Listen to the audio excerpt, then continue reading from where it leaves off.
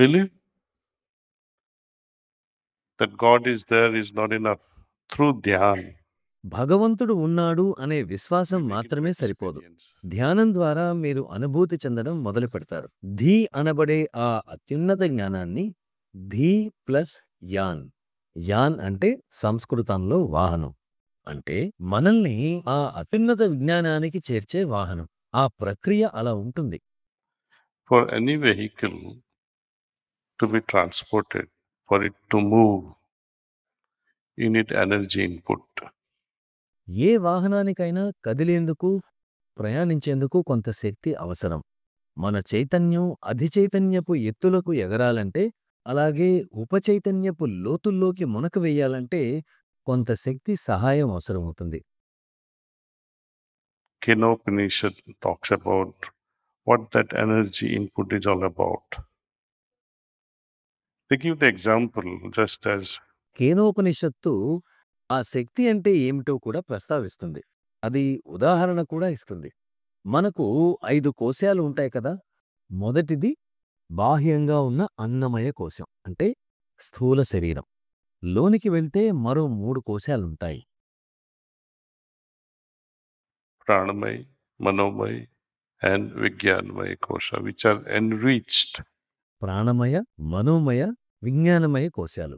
వీటన్నింటికీ మన పెద్దలతో సంభాషణల ద్వారా, ఈ విశ్వవిద్యాలయాల్లో నేర్చుకోవడం ద్వారా పోషణను అందిస్తాం. చింతన ద్వారా. మొదటిదైన అన్నమయ కోశానికి పోషణ సంతులిత పోషకాహారం ద్వారా లభిస్తుంది. Pranamay, manomay, vijnanmay koshas are enriched by what I just told you. ప్రాణమయ, మనోమయ, విజ్ఞానమయ కోశాలకు ఇందాకే చెప్పినట్లుగా అంతరంగ చింతన ద్వారా. మరి ఆత్మకు పోషణ ఎలా? That's where pranasya pranaha. ఇక్కడే ప్రాణస్య ప్రాణః అనేది వెలుగులోకొస్తుంది. ఏదైతే మీ ప్రాణానికి ఆహారం ఇస్తుందో అది. So a yogi of caliber who can tap into the source ఒక సమర్థుడైన యోగి మూలంలోని శక్తిని సంగ్రహించి తన యోగ సంకల్పంతో మన హృదయానికి అందిస్తారు.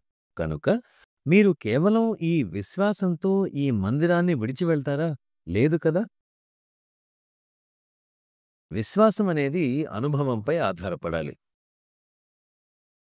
when we do the scientific research, we begin with a lot of skepticism.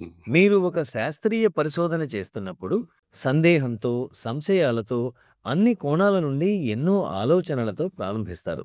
ఎటువంటి అనుమానం లేకుండా అన్ని కోణాలను ఆ పరిశోధన తాలూకు ఫలితం సంతృప్తి పరిచినప్పుడు దాన్ని హైపోథేసిస్ అంటే పరికల్పన అని అంటాం.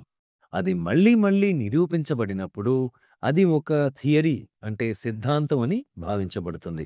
అలాగే ప్రాణస్య ప్రాణః అనే ప్రాణాహుతి సహాయంతో చేసిన ధ్యానంలో ప్రారంభ అనుభూతి కనుక నా చైతన్యాన్ని మరొక స్థాయికి ప్రయాణింప చేయగలిగితే ధ్యానాన్ని ప్రారంభించిన నాటికన్నా భిన్నమైన స్థాయికి, అప్పుడు మీరంటారు, అవును, నేను ధ్యానానంతరం ఆ తేడాను అనుభూతి చెందగలుగుతున్నాను అని.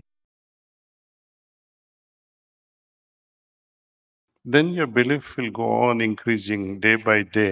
అప్పుడు మీ విశ్వాసం మీరు మరింతగా ధ్యానించే కొలది రోజురోజుకు పెరుగుతుంది.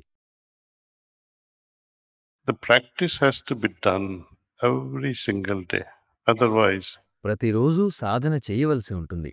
లేకపోతే దీనివల్ల ఎవరికీ ఉపయోగం ఉండదు. పునరావృతం అనేది ప్రకృతి నియమం. మనం మళ్ళీ మళ్ళీ చేయకపోతే అది మన అలవాటుగా రూపొందదు. మన స్వభావంగా రూపుదిద్దుకోదు.